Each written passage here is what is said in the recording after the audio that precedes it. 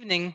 I'd like to welcome you to the online conference M3 Man, Male, Masculine, organized by the Goethe-Institutes in India and Bangladesh. My name is Astrid Wege. I'm the director of the Goethe-Institut Max Müller-Barwan in Calcutta. Together with our colleagues, we have organized this session with focus on masculinity and power. The connection between masculinity and power is very complex. Men are holders and representatives of power, but they are also objects of structural power. At the same time, the hegemonic image of the heterosexual man who is endowed with privileges of power has been questioned and challenged by other deviating ideas of masculinity. The following panel discussion brings together 5 distinguished speakers from India and Bangladesh. They will approach the multifaceted relation between masculinity and power from different perspectives. Our speakers this evening are Dr. Sharful Islam Khan, Meena Kandasamy, Romit Chowdhury, Anindya Hajra and Madhavi Menon. It is my pleasure and privilege to welcome Urvashi Butalia, who will moderate the panel discussion. Urvashi Butalia is an independent feminist researcher and writer based in Delhi. She is co-founder of India's first feminist publishing house, Kali for Women, in 1984. Currently, she's the director of Suban, an imprint of Kali. Urvashi Butalia writes and publishes widely in India and abroad. Among her best-known publications is the award-winning Oral History of Partition, The Other Side of Silence, Voices from the Partition of India.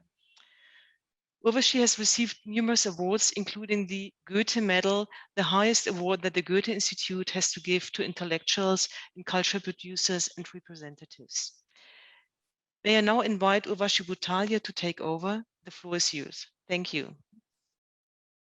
Thank you so much, Astrid. Hello, everybody. Good evening, morning, afternoon, whatever time of day it is where you are. I'm delighted to welcome you to this discussion on masculinity and power as part of the Goethe-Institute's two-day event on men and masculinities. We have, as Astrid just mentioned to you, an excellent panel of speakers. Between them, they provide a formidable combination of theoretical approaches to the subject, of solid activism on the ground, interventions in policy, and also creative thinking and writing. And something that to my mind is really important and which I hope they'll do plenty of this evening, that is the ability and the willingness to raise difficult and uncomfortable questions. And that's particularly important today when manifestations of different forms of masculinity and power are in blatant display everywhere in the world, not only on the political stage, but also in our individual lives, in the media, in institutions of the state, and in so much more. And although this is deeply disturbing, and you saw that video where it's so taken for granted, perhaps the one thing that we can take away from the, I suppose, toxic displays of masculinity across the world is that at least we now have a name for this multifarious phenomenon, and this multi-layered thing, which until as recently as 30 or 40 years ago, we did not even think existed, or if it did, we did not know what name to give it. So how then did we come to the point where we have begun to talk of masculinities and to look at the intersections of masculinities with different forms of power embodied in different kinds of institutions, whether it's the state, whether it's religion, the market, whether it's culture and cultural institutions, whether it's caste, and so much more. So we'll talk about this a bit in this session. But I would also just want to say that the naming, identifying, and questioning of masculinities in all their complexity owes much to several things. Feminist movements raising questions about the nature of power across the world, the queer and trans movements which upturn all accepted notions of binary identities and question power in different ways, and also to other forms of protest on the ground, which we may on the face of it think are not connected. But things like within India, the anti-CAA movements, the student movements, etc., and the kind of art, theater, photography, music that we are seeing these days.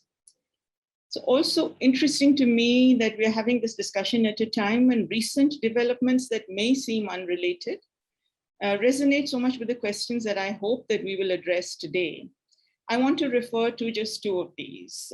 Those of you who are from India, particularly those of you who are from Delhi, will be familiar with the removal from the Delhi University literature syllabus of the works of three women, two Dalit writers, and Mahashweta Devi, a Bengali writer who devoted her life to writing about tribals. And Mahashweta Devi's story, Dopadi, which is the story that was removed, is exactly about toxic masculinity. It is a story of a survivor of rape who confronts the masculinity of state forces and turns it on its head. And a statement that Dopadi makes to Sena Naike, the army officer, is about how the gun he holds in his hand is the organ of violence, making a very clear sexual connection between weapons and the male body. And the second thing is something that I read in the papers this morning, which struck me in the context of this webinar, and I'm sure many of you have read it, and that's that the Chinese government has ordered that no, within quotes, effeminate men must be shown on television. Apparently, the concern arises out of Chinese men being influenced by the androgynous appearances and perhaps behaviors adopted by Korean and American singers. And Chinese government is worried that this might make Chinese men less manly. They've said so, and this is, I quote directly from them. So some of these subjects we'll talk about today. We have an hour and a half, and we have 5 panelists who will each speak initially for a 5 to 7 minute presentation, and then we'll have a conversation with them. And then towards when we have about 15 or 20 minutes left, we'll open it up to the audience. So for those of you who have questions, do please put them in the Q&A, and we will then see how much time we have to respond to those. I'd like to start by introducing our first speaker, who is Dr. Sharful Islam Khan. Dr. Khan is joining us from hospital, where he is actually down with COVID. I don't know whether he wanted us to say this, but I think it's really important that he has been so invested in the subject that he wanted to speak to us. And he will make a PowerPoint presentation. Let me just give you a little background on him. He has studied in Dhaka, Thailand, Australia. He's been for many years with the ICDDR.B, a state-of-the-art research center in Bangladesh, which works on public health. He has also focused on HIV and AIDS, especially among vulnerable and marginalized populations, such as males having sex with males, transgender women, female sex workers, and people who inject drugs. He's a member of the Social Research Advisory Group of the Asia Pacific Coalition on Male Sexual Health and the Secretary General of Asia Pacific Network of the International Forum on Social Science and Health. He also teaches at various universities in Bangladesh and elsewhere, and his areas of expertise include gender, masculinity, sexuality, sexual health, HIV and AIDS. And Dr. Khan is going to speak to us about masculine sexuality, reconstruction warranted, exclamation mark. Dr. Khan, over to you. Thank you very much, Urvashi. I believe that you all can hear me. Basically, as you nicely mentioned about my status, that I'm today in a hospital bed. I'm suffering from COVID-19 for last 7 or 8 days. Initially, when the opportunity came for this talk, I was okay. So I agreed to talk on the session. But unfortunately, my daughter and myself, we got sick and we tested positive. And I have a lot of multiple comorbidities. That's why I was a bit kind of, I had to take special measure by taking various other drugs. Anyway, that's in short. But, I think this is a very bad time to be a man. I don't know what you are thinking in your mind that why it is a bad time to be a man. But at least putting COVID in the situation that more than 70% male population are now infected with COVID, and equally, the death rate is also very high among the male population. Again, I'm not worried about the infection rate because worldwide, many infections that are much higher among the men. But what makes me very tough in my decision making about today, that I don't like to be defeated to a germ which cannot be seen. So it's a kind of, again, a sense of masculinity. I rather want to defeat this germ. I want to fight and I want to win. And that's why I decided that, well, I'll be here in the forum. I'm not feeling well, but I will be able to talk about a few minutes time and definitely, able to answer some question if possible. So, you know that I'm from Bangladesh. This is a wonderful country with a lot of success and failure, of course. And I work in ICDDB. This is an international research organization working in Bangladesh more than 60 years. If you ever visit Bangladesh, please do visit our organization. We do a lot of research on different aspects.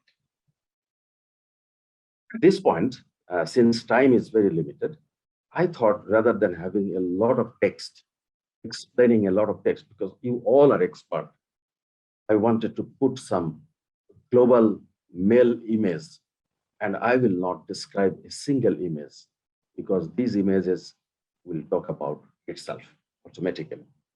For example, the intellectuality, globally acknowledged, the entertainment, the IT and the innovation, the enormous power, the flight of imagination, movie, media, the beauty of psyche, the physics, the beauty of physics. And you know this, all these human gentlemen who can do and who can see anything, sitting or standing anywhere. And what about these two men? They can say anything anywhere. How about this, one of your, Indian famous one economist, rich man, politician, Chinese. Urvashi just talked about the Chinese leader. So if you quickly analyze, the global male image, very few images, there are many other images.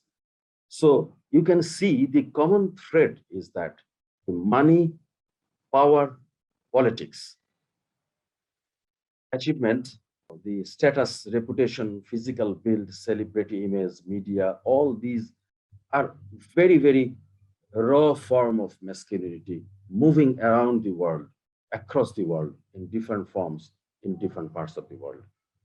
But then is that the end of masculinity? Of course not. If you look at Bangladesh, Pakistan, India, you will find this kind of men who are still masculine, who are the breadwinner of their society, of their family, and doing hard work till the end of their life. I don't like to explain any picture of this. Look at this. Look at the everyday fight. Look at the profession. All are masculine in their own space.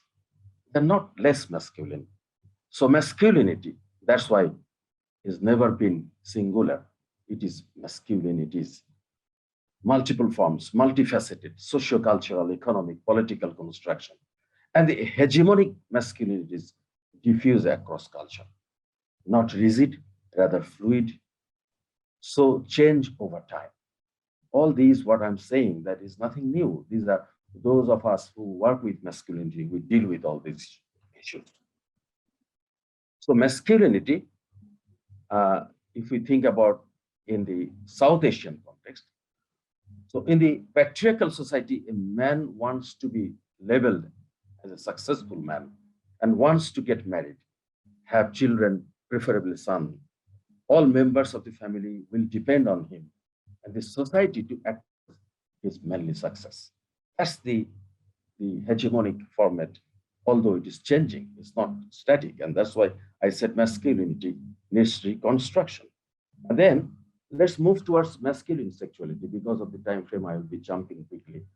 because the masculine epitomes of men are translated to the domain of sexuality. This is because men take sexuality as the gateway to regain masculinity and control over women.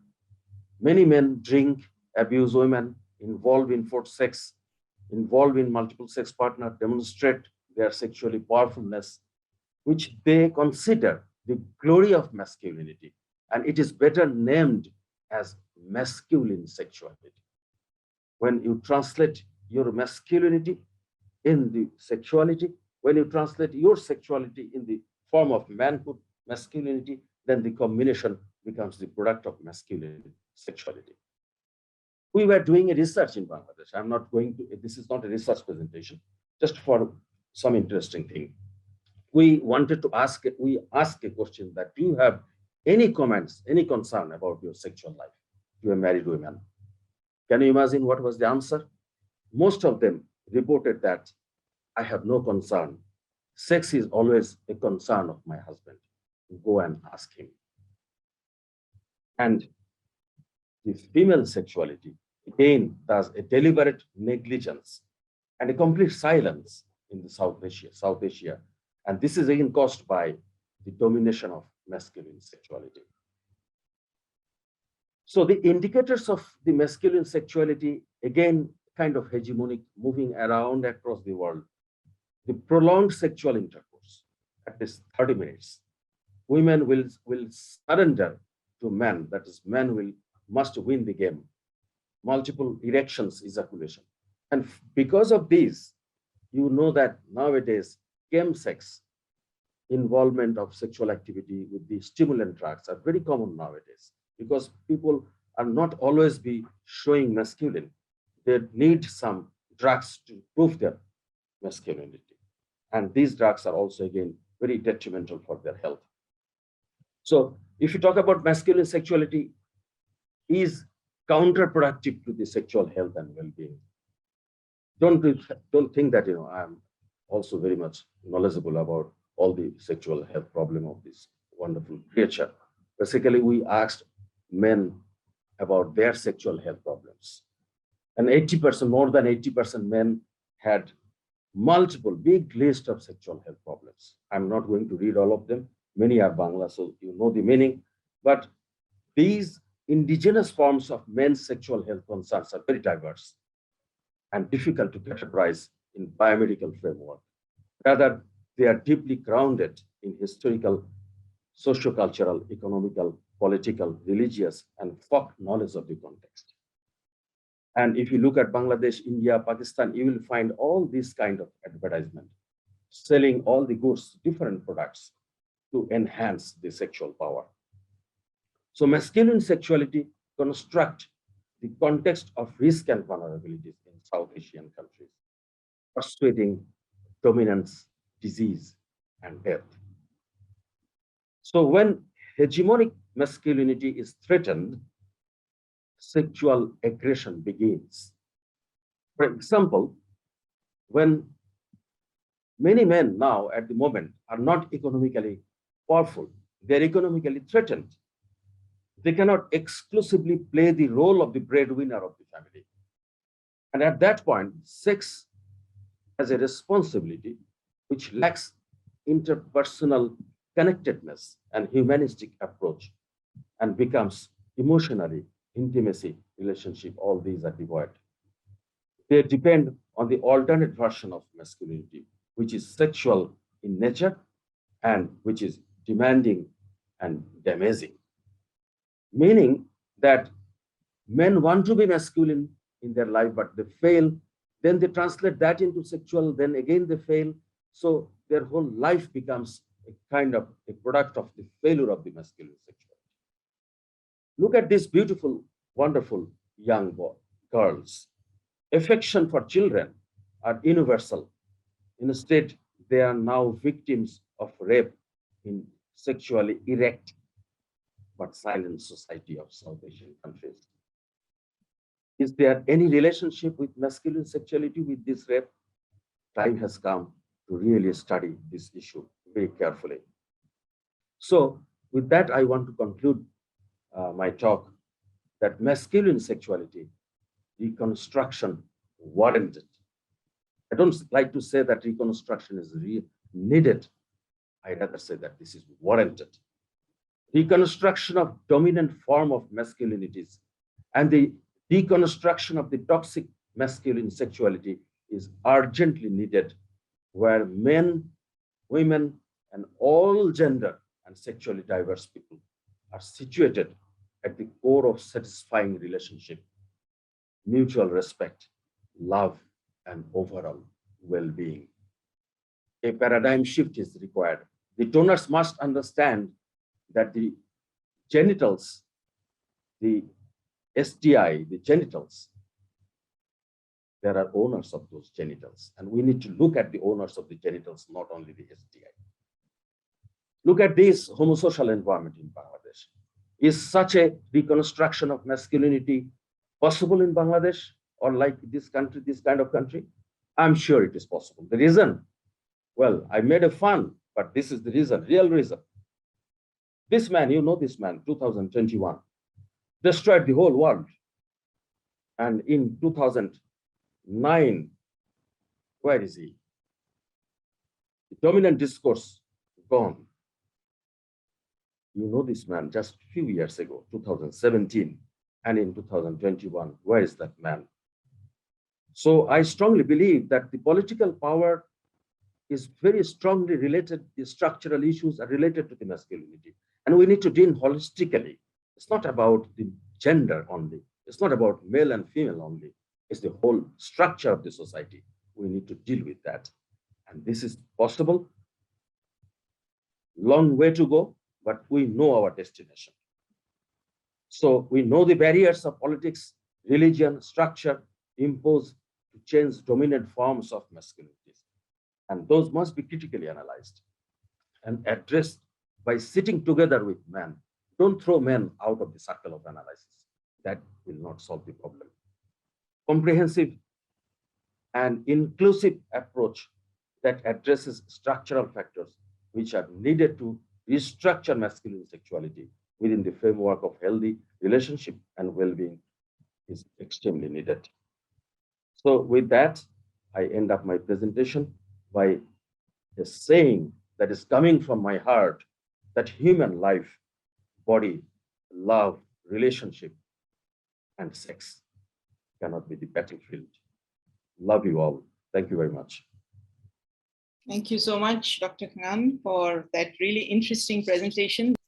So I will now move to Romit Chowdhury. So Romit is a senior lecturer in society at Erasmus University in Rotterdam, where he primarily teaches courses in urban sociology and gender studies. He's published on masculinities in the context of urban life and mobilities, which is what he's going to speak about today. Men's rights movements, feminist methodology, sexual violence, caregiving, and men doing feminist research and activism in India. And Romit's presentation is titled, "What do masculinities have to do with public transport in cities?" What indeed, Romit, tell us. Thank you so much, Urvashi. Many thanks, of course, to the organizers for this very kind information. I'm really pleased to be speaking with all of you today. I'd like to describe a couple of moments from the public transport landscape of Kolkata. So consider this, a 41-year-old traffic sergeant in the peak of a sweltering Kolkata summer suddenly blacks out on the street that he is posted at. The pitched road is so hot that within seconds, the sergeant's skin gets burnt. There's a small group of taxi drivers nearby. They notice that the sergeant is lying on the road and they rush him to the hospital. Some of them stay back to guard the officer's motorbike that's been standing there. The taxi drivers even make the initial payment that's required to admit the officer to the hospital. Now, after the sergeant recovers within a few days and he returns to his post, he tries to return the money that these taxi drivers had spent on his admission to the hospital. But the taxi drivers refuse. They tell the sergeant that the taxi drivers tell the sergeant that they have noticed how hard this particular officer works manning city streets, and also how understanding he is of the pressures of taxi drivers as they labor in the city. And they sense that this officer's concern about their families, their children's well-being, this is something that the taxi drivers collectively notice. So it is keeping this in mind, this empathy in mind, that these taxi drivers helped the sergeant so that he could return to his wife, to his child. So when the traffic sergeant recounted this story to me, he became quite emotional and proud. And he added that it is precisely incidents such as this that make Kolkata such a living city for him. A second moment. On another occasion, and this is, of course is from my fieldwork in Kolkata, I noticed that an auto rickshaw that I was traveling in, slowing down to pick up a lost shoe from the road. The driver later explained to us, his passengers, that another driver on that route had actually misplaced his footwear and had asked other drivers to look out for it.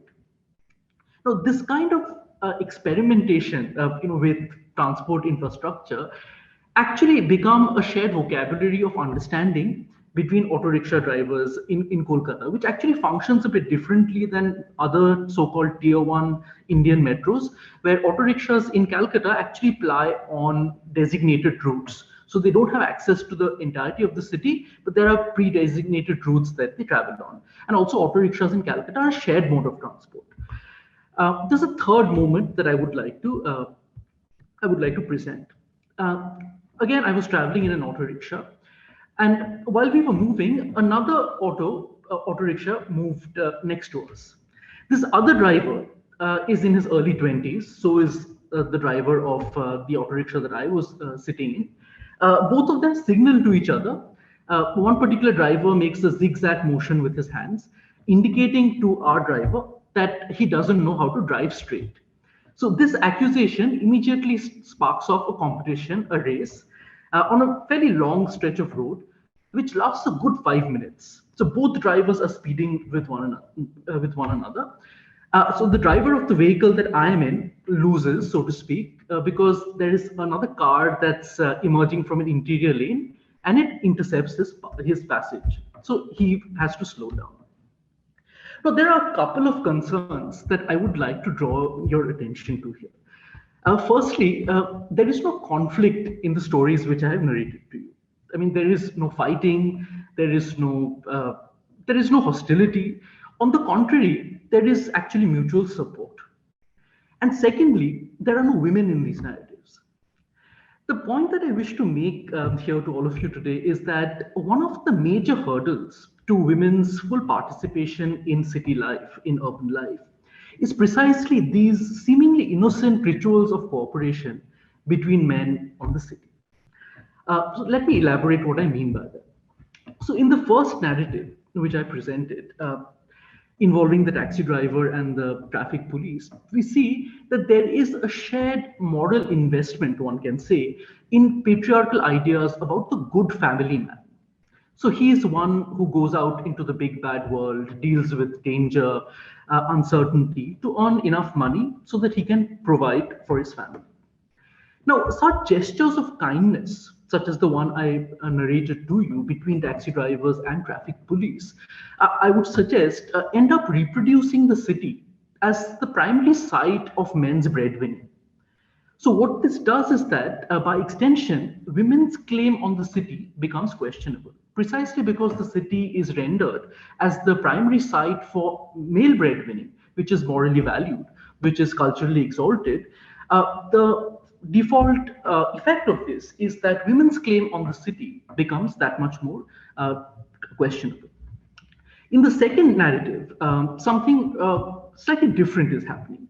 The narrative about the two auto drivers who are racing with one another. What I'd like all of us to notice here is that the interior lanes of urban neighborhoods in India are often used by male youth to play sports.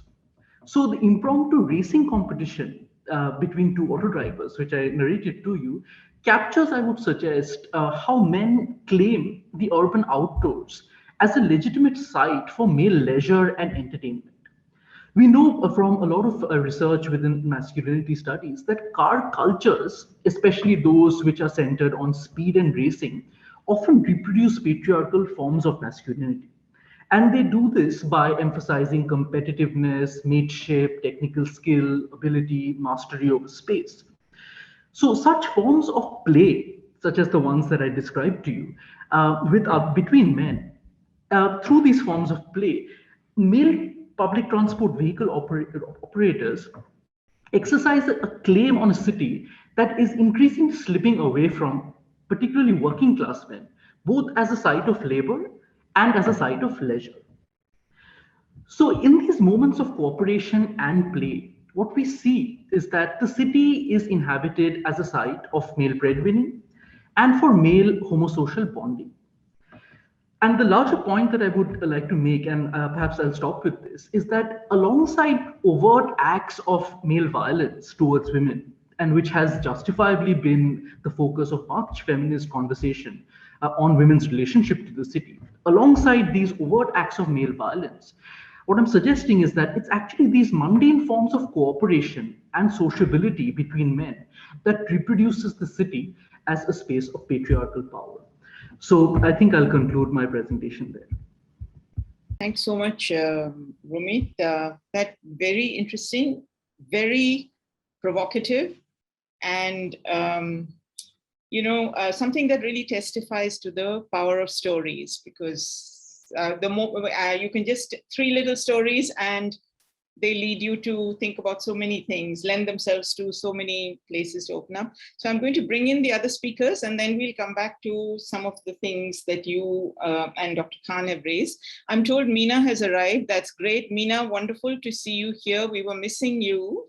So Meena is one of my favorite writers, which is not an introduction, but she's an anti-caste activist, poet, novelist, and translator. She's been interested in deconstructing violence, in understanding caste trauma, gender, and ethnic oppression, and in spotlighting the militant resistance against these powerful systems. And she explores these subjects in her poetry, her prose, her novels, which will be listed in the chat, so I shan't go into them. Activism is at the heart of her literary work, and she's recently also translated a lot of material from Tamil to English. Amina, I'm going to stop there to give you a chance to say your piece, and then if there's time, we can come back to introducing you a little more. Go ahead. So I want to start by, I wanted to reflect on masculinity and caste, and especially how central the construction of masculinity is also to the construction of the Hindutva project. So in terms of the first identity of masculinity and caste, this is something that has to be explored from two aspects. So one of the aspects in which I wanted to explore it is the aspect of how, for instance, there are things that I've seen that are masculine that only caste Hindu men can do, or Savarna oppressor caste men can do. The most obvious long-term thing that we have suffered for years and generations together is how only the Dvija, or the twice-born men, were allowed to read. Only the Brahmin men could become the priest, or the Kshatriya could become the king, and a lot of the the lower caste men could not aspire to the same levels of masculinity in terms of access of many things. So today only some caste can keep the mustache, other caste are not allowed the right to keep this mustache. So it becomes a symbolization of and in the south of Tamil Nadu there have been murders that have taken place because anything that man for us Dalit men, when they just basically access resources and do what is quote unquote would come under self-respect, they're seen as claiming masculinity, and therefore there is a backlash. So there have been murders because a Dalit man kept a mustache. There have been murders because they have worn, shoes or slippers in areas in which they're not allowed to move. Because all of these symbols of, power, class, aspirational standards also get immediately collapsed into masculinity. And I remember very clearly around the year 2002, there was a murder of a Dalit man merely because he bought a bike In those days, I think it was called Pulsar, like Hero Honda, it was called Pulsar. They were asking the question, how can you from a low caste want a Pulsar? So even basically the idea of driving a bike, and seeing, and this construction of the masculinity uh, within the systems of oppression lead to extreme social dissonance, but also lead to calls for violence. So in North India, I think everybody is aware of how this idea of the Muslim male, the construction of the Muslim male, is used to talk about love jihad and show them, as on the one hand, there is, the threatened emasculated Hindu man who has to contend against, the Muslim man who's, all fertile and, trying to get as many Hindu wives. All of these myths and all of this propagation that takes place on one hand. And in the south of India, especially in Tamil Nadu, this construction of masculinity has been used to create divisions, or not only create, because divisions already exist, but to exacerbate and to, drive the wedge of among divisions to the maximum limit possible. So one of the most culprit politicians from our state, Dr. Ramadas, for instance, he heads a oppressor caste community, and he started something saying Nadaga Kadal. So Nadaga Kadal basically translates into staged love. So what is staged love? According to staged love, Dalit men wear sunglasses, Dalit men wear jeans, and they wear t-shirts, and they look very stylish, and they go and they try to make upper caste girls fall in love with them in order to get access to their money, or in order to cheat them in the name of love. So this entire narrative was used to punish intercaste couples, was used to target Dalit men, used to, isolate them, and visit all kinds of violence upon them, honor killings of women, and at the same time honor killings of men, murders of men, daylight murders of men. And also the judiciary in some sense even supported this by saying, okay, if the parents don't agree, maybe the girl should go and live with the mother or father. So this kind of, public construction of masculinity is very, very, very depressive, because how can, somebody isolate the existence of sunglasses, or all of these are which are seen as cool icons, or seen as stylish icons, and these become, very problematic issues. And now coming back to the understanding of masculinity, I also wanted to remind that the treatment of women in toxic masculinity is the same as the treatment of Dalit people as well. So, there is no access to education, then there is all of these divisions of power, and when women aspire to break through this, they are punished in the same way the Dalits are punished. Okay, Meena, thank you so much for making that effort. And as you can see with the three speakers, we already have a huge and rich area of discussion. So I am just a little bit scared about how I'm going to hold it together at the end, but let's hope that'll happen. So let's turn now to our next speaker, who is Anindya Hajra. And actually this is flowing now quite nicely. So Anindya is going to speak about male desire as part of hegemonic power. And Anindya is a trans feminist, transgender rights and social justice activist. She's based in Kolkata, and her relationship with trans feminism has spanned about 2 decades. In 1998, Anindya co-founded Pratyay Gender Trust, one of the early community-led collectives in India that became a support space for gender and non-conforming and transgender persons facing harassment, stigma, and violence for their gender identity or gender expression. Pratyay today focuses on issues surrounding systemic discrimination against transgender persons' right to work, economic justice, and inclusion. Anindya has been deeply involved with sexualities, gender, anti-homophobic, transphobic violence, and a significant part of her work is focused on collectivization of transgender persons across India, advocating within policymakers and building synergies across human rights movements. Anindya, over to you. Thank you, Urvashi. Well, it's been such an exhilarating journey just listening to people here. I'm going to be very brief initially because I think the landscape of what I'm going to speak of is perhaps going to emerge through our conversations, which is what I'm really banking on. But I think I'm going to start by reflecting on this issue that ever since I was invited on this panel, I have been asking myself that what is the qualifier to participate in a conversation on masculinities? What am I? A person that identifies along the trans-feminine spectrum doing here? What am I doing here? Where are, say, trans men? Am I, as it often happens in many other cases, the token trans? A nagging thought sort of eats me. Does this perchance have any bearing to my gender assigned at birth? Even as I'm aware that trans persons have rejected this line of thinking.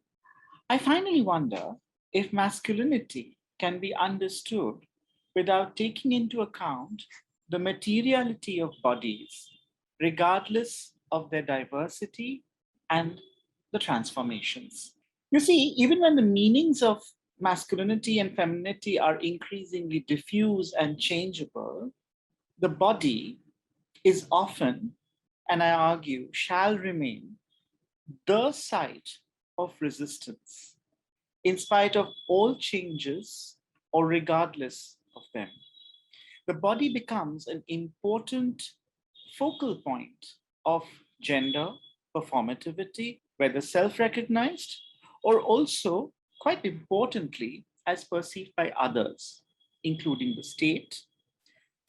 And it is often also the site of policing. The increased visibility of the category transgender, or simply trans, has brought new challenges to light, and most importantly, led to the formation of a new lexicon for the naming of privilege and oppression, and certainly that of desire. Perhaps we need to have some reflection on how new names for affirming gender generate new oppositions and processes of exclusion. Today, embodying a gender seems a far more complex process than, say, well, what the Oxfam gender training manuals would have us believe in the 80s. And the new possibilities for naming oneself have widened and have gained increased recognition in the social and in the political realm. While the current politics of trans naming is vital, the materiality of gender inequality cannot be ignored or reduced to one-dimensional oppositions. And here I have multiple such examples to provide, say the discourse between who is a Hajra, who's a Kinnar, what is trans, what are the various ways of being trans, etc. The tangled web of gender diversity brings new challenges for interpreting privileges and oppressions. And also this is deeply embedded in the question of caste, ethnicity, and linguistic divisions. The inequalities between the feminine and masculine also mark the internal divisions within the trans space. The construction of masculinity enacted, embodied, and engaged by trans individuals mark the internal plurality of transness and the ways in which such forms of doing masculinity, or for that matter, undoing it, might, even if unwillingly, derive from the privilege historically associated with manhood. I imagine a future.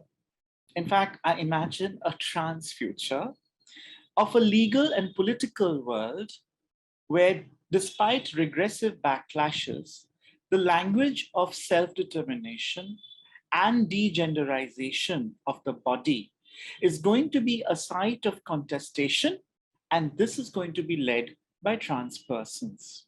Here, the normative orders of gender will continue to resist, especially when bodies and bodily performances are displayed under the public eye and interpreted in accordance with historically available categories.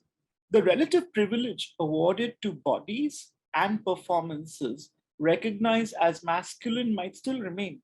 Thus, reviewing or even rejecting the conceptual premise of masculinity may be a fundamental step to understand the plurality of trans embodiments and bodily materiality. It shall, I believe, open up ourselves to the possibility of doing masculinity without men. Thank you. Thanks so much, Anindya, for your wonderful, very moving, very poetic presentation.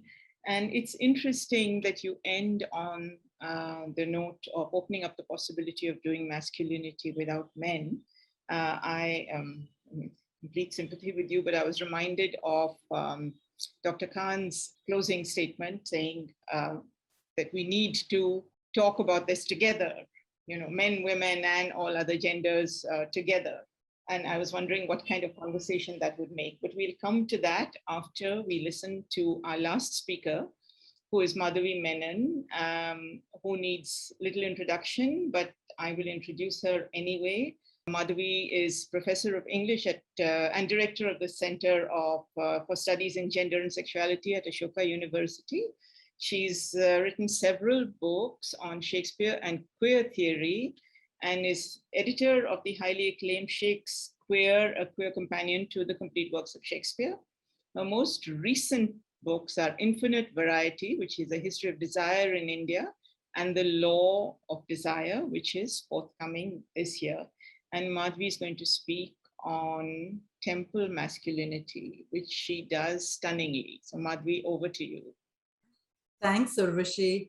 And thanks, of course, to the Goethe-Institut and to all my co-panelists for such an engaging and powerful panel. I loved, Anindya, I loved your closing line about doing masculinity without men. And I want to pick up on that to think about how do we do masculinity without heterosexuality? And because, of course, as we have all, I think, outlined in different ways, when we're talking about gender, we're also talking about the creation and upholding of a certain kind of sexual status quo, which is to say, if heterosexuality were not the norm, then we would not need to divide the world into binaries of male and female, because the excuse that the heterosexual norm makes for itself is to say that this is the way in which reproduction happens. Therefore, masculine and feminine are and should be the norm, because that's the only way the world can continue to survive and go ahead. And I want to talk actually just about one story. Romit gave us such wonderful 3 stories. I just want to talk about one story. And this is about how there have actually been, over time and space, lots of resistances to this hegemonic idea of heterosexuality, which of course is the undergirding for and the underpinning for hegemonic ideas of masculinity and femininity. And one of the things I think is so amazing about the location of this panel and the location of all of us is that I think the number of resistances to this creation and propagation of a sexual status quo has been particularly rich in the Indic civilizations, by which, of course, I include Pakistan, India, Bangladesh, Sri Lanka, and all the other countries around us.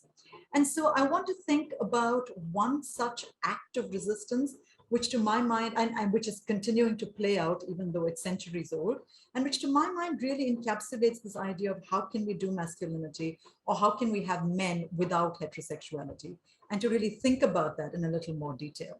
And I want to do this by thinking about the story not of a man, although he gets born as a man in part of the story, but of a god. And it is a god who had not been heard of in much of India until 2018, because he was a very specific god to the southern state of Kerala, although wide followers in Tamil Nadu and Andhra Pradesh as well, and this is a god named Ayyappan. And he shot into prominence in 2018 because of the so-called Shabarimala judgment. Shabarimala is the name of his primary temple in Kerala. And the Shabarimala judgment in the Supreme Court in 2018 was a verdict with 4 judges in favor and 1 judge opposed, was a verdict that said the practice of not allowing women within a certain age group, i.e. menstruating women between 12 and 50, not allowing women to enter Sabrimala through the front entrance was in fact unconstitutional and had to be struck down. And the temple had to allow everybody, gender notwithstanding, to enter the temple through the front steps, as is the practice for most pilgrims visiting Sabrimala. Now, as I said, 4 judges in favor, 1 against. Interestingly, the only one against was the only woman judge on the panel, on the bench, and we can perhaps talk about that later as well. And there was a huge outcry against this, including by the party in power at the center of this country, the BJP, which said that this is un-Hindu, anti-Hindu, and it would not allow this because, of course, menstruating women are unclean. This very much ties in with what Meena was saying earlier about caste dynamics of cleanliness and uncleanness, purity and impurity being mapped onto a gender dynamic as well. And so this raised a huge hue and cry. And what I found interesting was that the people who were protesting this judgment, saying, no, in fact, women should not be allowed, they based their entire argument on the idea that Ayyappan, the god, is actually a celibate man, and therefore menstruating women or women of menstruating age, who are also then supposed to be sexually active, cannot come before him because that would affect his celibacy. Now, even if we set aside the idea that we're talking about an idol who presumably cannot be seduced by these stereotypes of, wicked seductresses who are going to come and trap these poor celibate men, what's interesting to me about this narrative is that it completely ignores the stories and histories about Ayyappan himself. And the stories and histories about Ayyappan himself, again, as Romit was talking about, are very much stories and histories that are steeped in a certain masculine world, which might otherwise seem very problematic to us, but is also very interesting to think about in relation to this controversy. And what I mean by saying that he is steeped in a masculine or male world is that there are 3 primary stories associated with Ayyappan, all of whom have to do, or all of which have to do with men. He is the son mythologically of 2 male gods, Shiva and Vishnu. He is the boon companion of another man, a Muslim saint called Babar, at whose shrine you have to worship before you move on to Sabrimala. And let me note in passing that Sabrimala is one of the few temples in India that has historically always allowed people from all castes and all religions to enter it openly and freely without the usual kind of strictures that we find in temples in India. So the stricture against menstruating women is particularly jarring in that regard. So Ayyappan is the son of 2 men, has a male companion without whom allegedly he says he could not live, which is why the shrine to Babar has to be visited en route to the shrine to Ayyappan. And thirdly, and lastly, and perhaps most importantly, a really interesting tale around Ayyappan is that once he went to heaven, and he is, of course, the son of Shiva and Vishnu, 2 of the 3 major gods in a certain pantheon. And so the other gods started to get jealous of him, especially when he came up with this plan of abolishing both birth and death. And he said, I don't think we should have birth and death any longer. Because what's the point of creating this kind of misery, which these 2 instances always do? So let's just abolish that and everyone just lives happily ever after. Now, the other gods were upset because their revenue depends on people praying for births or warding off against death. And so they conspired to trap him and sent him back to earth by asking him how he is related to the wives of his parents, or wives of his fathers, or wives of his mothers. And legend has it that he couldn't figure out the names for those relationships. And so he was sort of lost in thought and came back down to earth and is in Sabrimala.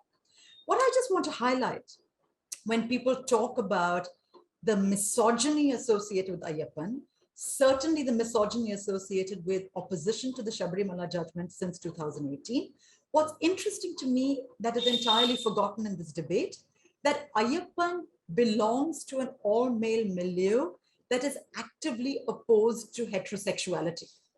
To convert that into misogyny is a step that I find stunningly redolent of the people who are opposing the judgment rather than of the legends and the stories around the god himself. Because by wanting to abolish birth and death, What Ayyappan is actually asking us to do is to abolish the so-called necessity of heterosexuality itself.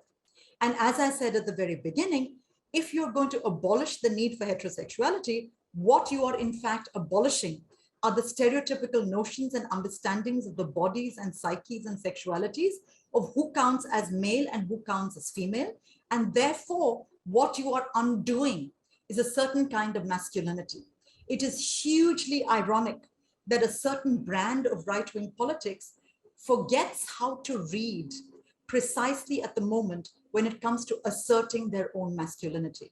And the Ayyappan controversy to me is a startling and stunning example of that, when Ayyappan's own challenge to heterosexual masculinity is then siphoned off into promoting a certain kind of misogyny. So I will end there with the sort of divine injunction against heterosexuality. And I really look forward to the conversation now. Thank you so much, Madhavi. What an interesting drawing to a close of the many strands in this discussion. I'm not even going to try to pull together what all of you have said, except to raise some questions which I think whoever wishes to can respond to. I think to me, at the heart of what everyone is saying, or well, I'm going to pull together some things because that will give me a way of actually putting some questions to you. So starting from the understanding that masculinity is built into different kinds of structures of power, which is what Dr. Khan was looking at, that there's nothing medical, but it is more to do with history, with social conditioning, with economics, with all kinds of structures of power that are around us, with money and so on, to looking at the kinds of exclusions that Romit pointed to, how you can absent through different kinds of interactions and bondings, people from urbanscapes who, and therefore marginalize them or exclude them and therefore render them invisible.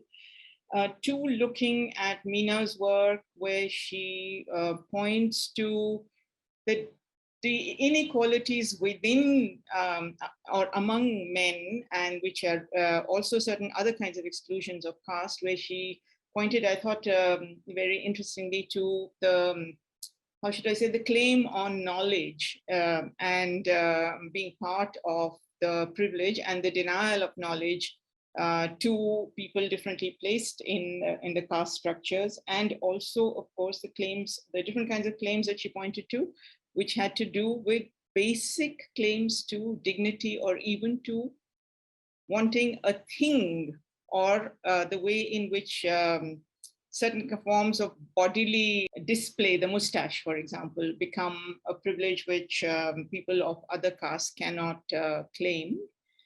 And then Anindya's rather wonderful queering or subverting of the many structures of power by imagining a future that is so different and that so sort of subverts everything, if you like.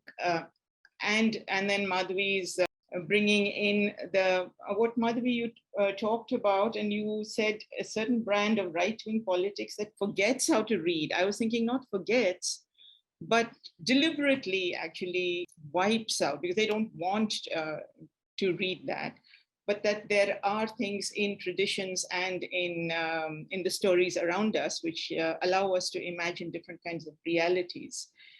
So the question that I want to put to all of you is, do you think that the current discourse, which, you know, is, especially what Anindya pointed to, but among the trans and queer communities, is something that is questioning, radically changing all given notions of masculinities by questioning the old divisions of sex and gender, also sex, biological, gender, social, the kind of findings we're finding in science now, which also throw up this whole business of sex, biological into question. Do you think that those are the future, those will have the power to bring about the sort of change that we are looking for. Is there hope in that? Or do you think that the structures we are trying to address are far too powerful and need perhaps a different kind of strategies? So anyone who would like to take that rather large question, or if all of you would like to respond to it briefly, and that will give us 15 minutes at least to open up to questions from the audience. I'll just say something very quickly, and then I'd love to hear what others say. To me, it's fascinating, Urvashi, because I wouldn't necessarily use the word a future that is divorced from a past, because we actually, the kind of future you just described or summarized is very much actually the story of our pasts, that we are coming from a place in which this sort of rigid binary understanding of sex and gender simply did not exist. And so, one way of thinking about that is that we can soothe ourselves by saying, oh, this is a cyclical thing, and hopefully we'll be back at some point to that far more open space. I'm sort of not a particularly optimistic person in this regard, so I don't know whether we'll ever be able to get back there. But I just want to point out, whenever we're talking about our histories or our timelines, we're talking very much in this sense of a biblical timeline, where everything begins with shame and horror and hideousness. And then now we are progressing towards enlightenment. There are other timelines other than the biblical. And this is why I said our location in this particular part of the world should and must empower us to thinking other narratives and thinking different histories as well. So that's all I wanted to say. Thank you. Actually, where I'm coming from, just briefly, is when Anindya referred to the Oxfam manual. So I'm coming from the feminist understanding of sex and gender in particular ways in the early days of the feminist movement, which is so radically beginning to change now. So that's what I was, but thank you for making that point. Yes, if I may respond to this, Madhavi, yes, thank you, because one is, of course, sort of aware, or at least conscious, or is made conscious to what has been these sites of erasures from a past where multiple conversations and multiple coexistences were possible. But I'm also sort of slightly wary of taking that position, given the context that we are in today, because the invocation of a mythical past, and I know that you're not doing that, but I'm saying what we are seeing around us, this invocation of a mythical past is also creating newer structures of oppression. Primarily, and I'm speaking of this from, say, a trans space, where you have the invocation of what is a Sanatan gender, which is leading to a strange policing in the way the lexicon is sort of developing and is being appropriated. So, for example, you would see a very sly but a very definitive way of erasing the word Hijra and the sort of the reclaiming of the word, say, Kinnar, or reimagining the word Kinnar, which is sort of being linked to this notion of the glorious Hindu Sanatan space.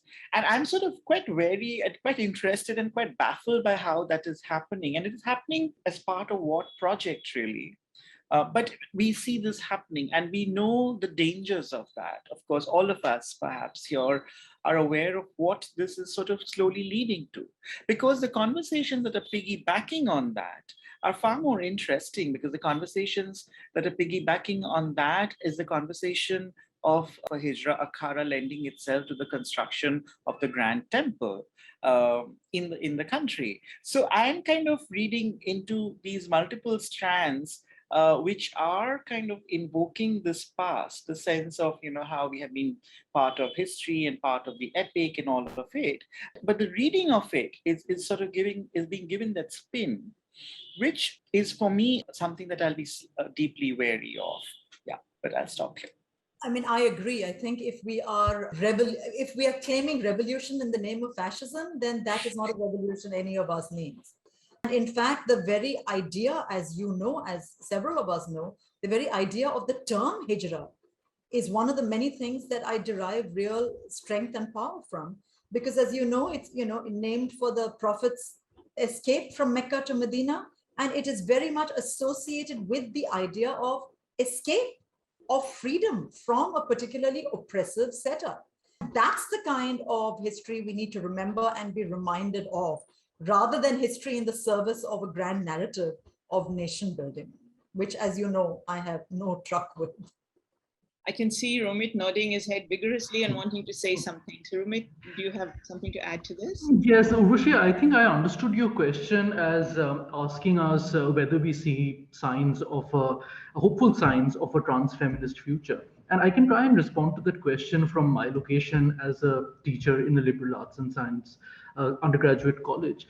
And I see in the space of the classroom, I see a great deal of skepticism among students towards cisgender identities, towards heterosexuality, which I think is at great variance with my own experience of being an undergraduate student in a supposedly liberal progressive space, I would say about 12, 14, 15 years ago. While this is perhaps at one level a hopeful sign, at the same time, I also see a certain kind of ossification, a solidification of identities, which I think also shuts down what perhaps we can call negative capability, unwillingness to imagine experience that may be very different from us. So I see a lot of students saying things like, I inhabit such and such identity, I cannot speak for another person, which on the face of it sounds quite noble and perhaps virtuous, but it also shuts down any willingness or openness to imagine experience that might be very different from our own. So as with everything, I mean, hope also comes with skepticism, I think. So yeah, I think I'll stop there. Yeah, thank you for pointing that out. That's so important, really. I want to turn to Dr. Khan. Dr. Khan, would you like to add anything to this debate? And I have a question that I'd like to put to you, which is that also there is so much, I mean, we've been talking in the realm of the social, the historical, but there is so much debate and discussion in science about the ambivalences of both gender and sexual identity, and about the erratic and now known unpredictable behavior of chromosomes and so on. Do you think that kind of work, which is actually so empowering in some ways, is likely to become accessible to students, non-scientists, to move out of that world? Desirable, likely? What do you think? I have been working in the field of HIV for quite a long time. Started like 1996 in Bangladesh, particularly. From that time, we had the opportunity to directly work with so-called, in the era of HIV/AIDS, we call MSM, right? So this is widely used terminology. Then we also worked with Hajra and so on. So one thing I clearly noticed that because of the work of HIV/AIDS, because of the enormous funding that came for HIV/AIDS, well, this community definitely were empowered to some extent, maybe differently. Many people may have chance to study with this population in a different format as well. But I noted that the real understanding of the community, understanding of the behavior, the identity, all these inner issues of the population dynamics have disappeared. This is my observation, because people are crazy. Even the academicians, they become crazy to get money for doing research. NGOs are crazy to get money for condom promotion, lubricant promotion. But where is the population? Where are their feelings? Where are their pains and pleasure? What we have to do with them? What we have to do with an elderly Hajra? A Hajra was telling me that I'm no more a Hajra. I said that, then who are you, please? Tell us, who are you? He said that, I am a transgender. And then I said that, what is the meaning of transgender? Very politely, I wanted to understand the meaning of transgender from her, but she could not understand the transgender. She was imposed the terminology transgender because Hajra was not understood by the donors, but transgender was understood by the donors. So what, in brief, I want to mean that in the name of HIV/AIDS intervention, well, we are trying to prevent HIV. That's fine, but we are equally destroying the essence, the population dynamics. All these. I'm not so good in English, so all these we are missing from whole discourse, and we are missing a lot of academic understanding, the future understanding, how to deal with this population, because there are a lot of problems, uh, plenty of problems, and we are dealing with only very micro problems, very small problems, which may not be adequate to deal with this population. So that's my quick understanding about the situation. That's why your second question, that I really don't quickly see that, that's going to happen quickly in Bangladesh or any part of the world. So the academician, the real researcher, they have to do different kind of research, not only counting the number of condoms, how many sex acts happened last night. They have to move beyond counting condoms. They have to understand the meaning of condom in the lives of their life, sex workers. Unless and until we value their life, we understand their life, we try to really improve the quality of their life, I don't think the traditional HIV intervention program can really give us a lot of understanding about this population. I'm sorry for my understanding. I'm also a very active worker in the field of HIV/AIDS, but over the years, the days I work more, I feel guilty of my own, what actually I have done over the last 20 years. Thank you very much. Thank you so much for saying that. And you've raised some issues which lead on from much of what we've been talking about. But now we don't have time. We have a couple of questions. We had 2 questions when I last saw. There's a third one. We have exactly 6 minutes, 5 now.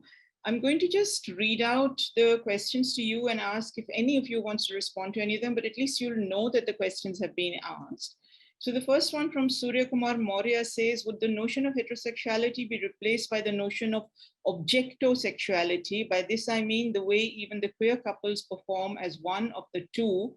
Thus, when maybe we are objects, we might get free of both, and the pronoun could be it. So I think that's just a comment, really. Then Rukmini Balchan says, Indian mythology talks of Ardhanarishwara, which is the composite of male-female figure of Shiva, together with his consort Parvati. Does it signify that the male and female principles are inseparable? And a third question from Atanu, in a pro-feminist world, do you think we should still read texts that are full of toxic masculinity? I recently read a book entitled The Hazards of Being Male by some Goldberg Herb, and it's very problematic. Should we still read such books in the said world, maybe just for the sake of reading, or is it a good idea to tag such books bad and remove them from libraries altogether? I can see all of you smiling at that. So who would like to address the first question and the second question? I'll give you 2 minutes each, then we have to close. So quick, volunteers. If you don't volunteer, I will choose you. Okay, Romit, go with one question, please. I can take the third question. It seems to me that in a feminist world, toxic masculinity and books representing toxic masculinity would simply cease to exist. But given that we don't exist, we don't inhabit such a world, I think pro-feminist spaces certainly do have a responsibility to engage with representations of toxic masculinity, if only to call it out as such, if only to critique it. So I can't see banning books, problematic books, as a part of a progressive politics beyond the point, really. So yeah, perhaps others have a more detailed take on it. Thank you. Anindya? Okay, so I will just quickly say this. I agree with what Romit. In fact, I want to read the third question too, because it is around the central notion of policing. And I think that is very much associated with our experience as trans beings. I suppose it's our experience of being beings of different kinds, where policing is something that we sort of constantly engage with, and it is also something that we are in this particular world where we are living in a world of cancel culture, a culture of calling out, And I mean, what are these means of engagement is something that I think one would really need to reflect upon. Having said that, I would also like to respond somewhat to the first question. I mean, with respect to desire, and especially that plays out in the context of male desire, I see, I mean, of course, there can be a lot of excavation around it, but I feel that given the fact that a lot of men are also opening up to the possibilities of, complicating desires, in the space of the dating side, and multiple categories of, even if you examine the categories and the tags in pornography and porn sites, videos and what have you. So I mean, I'm sort of seeing that it's not that these did not exist before, but the possibility of naming it is opening up the space for some certain kind of conversations. I mean, in whatever little experiences of interaction that I've had with some men, I mean, I've seen that how this possibility I couldn't imagine happening 20 years ago. And I'm seeing that shift somewhere. I don't know. I mean, it's a longer conversation perhaps, but something that we can certainly take up at any given point of time. Thank you. Thanks, but thank you for marking that shift, because it is so important. Okay, Madhavi, in 45 seconds, can you take Ardhanarishwara? I just want to say first, I entirely agree with Romit and Anindya when they say a chill runs down my spine when I hear anything about banning books of any kind. And I hope we will never, ever do that, because that is never going to allow us to actually separate ourselves from a certain right-wing conservatism. So no, not a good idea. But Ardhanarishwara, I mean, again, this sort of plays both ways, right? Yes, of course, that figure exists. Interestingly, Shiva is always part of the sort of sexually polymorphous stories from this pantheon, which I love, because of course Shiva is so sidelined, especially by the current political dispensation, precisely because of his investment in sexual deviance and sexuality. But there is a way in which, yes, on the one hand, one can say Ardhanarishwara, great. Look, isn't the Hindu pantheon wonderful? It thought of everything. On the other hand, you can say, what do you make of a certain kind of Hindutva that invokes the Hindu pantheon but completely ignores its fault lines and its energies for disrupting a certain kind of political right-wingness? And so this is the second question, is what we actually always need to ask ourselves, not just pat ourselves on our back saying, oh, this is our history and look how wonderful it is. The point has to be, how do we use that history to disrupt a certain kind of hegemonic violence in the present? And that involves really retooling the language, as Romit was saying, the conceptuality, and frankly, the empathy with which we approach the world of multiplicity, because we have never left that. The idea of singularity is being imposed on us, and that's what we need to resist at all costs. Thank you. We have a last question, and Astrid has said we can have another minute or minute and a half. And the question is fairly straightforward. Are there any studies that deal with different strategies in different communities of dealing with masculinity, for example, rural, poor, urban, middle class? Is there something off the top of your heads that you can name or direct the listener to, or is that too difficult to think? I think there's a ton of work that a lot of activists do, pro-feminist male activists do around masculinity. So I think Ravi Verma, who's a population science scholar, activist, policy maker, he's done a fair bit of work around that. So that could be a starting point. All right, thanks, Romit. So it's time for me to say thank you to all of you, Dr. Khan, Madhavi, Romit, Anindya, Meena, who is on her train, and all of you who are listening to. I hope you've enjoyed the conversation. To me, it's been really fascinating, and so much came up. We were barely able to touch the tip of the iceberg in the conversation that followed the presentations. I'm certainly going to have to listen to the recording and make extensive notes on what all of you have said. But thank you so much for participating and for being such excellent presenters and conversationalists. And Astrid, thank you to the Goethe-Institut, and over to you, Astrid. Okay, thank you so much, all of you, actually, for this really inspiring, thought-provoking, engaging discussion. And I'm sure we will have to continue it also with Goethe-Institut. We're very happy to continue on that. Great thanks goes to the speakers, to all of you. Great thanks goes to Urvashi Butalia for her wonderful moderation. Thank you all for joining us and for your interest and for attending this session.